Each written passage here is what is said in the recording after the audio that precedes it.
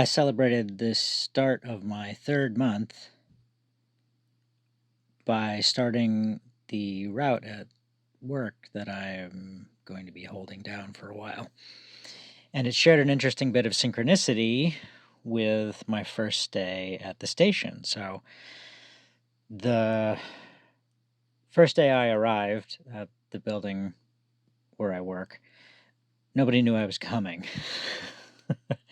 And the person who was supposed to be training me was not, it was his day off.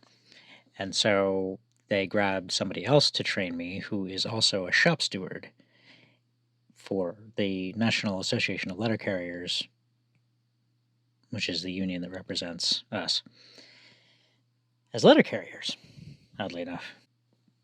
So they tapped him to train me to start my on-the-job instruction. And he had cased the mail, and we had loaded up the truck, and we were ready to go. And then he got pulled into doing some union stuff. Anytime there's a disciplinary proceeding that involves management questioning a worker, they are entitled to have a shop steward there to help them out.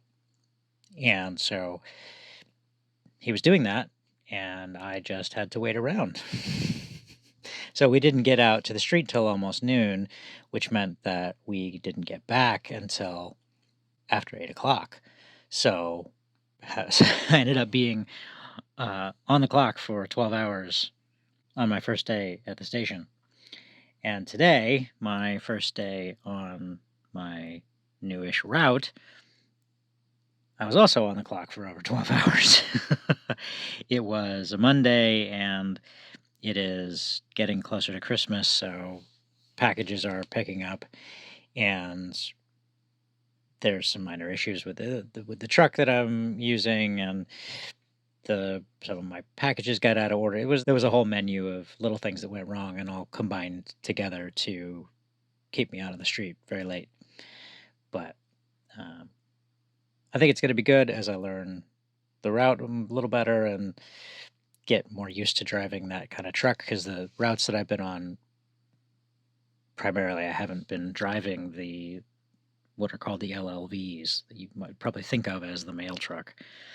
I haven't been driving those so much, so they're differently laid out. They're right side drive, and the cargo area is a little less accessible, and they're laid out differently, so it's just a lot to get used to. But I think it'll be good.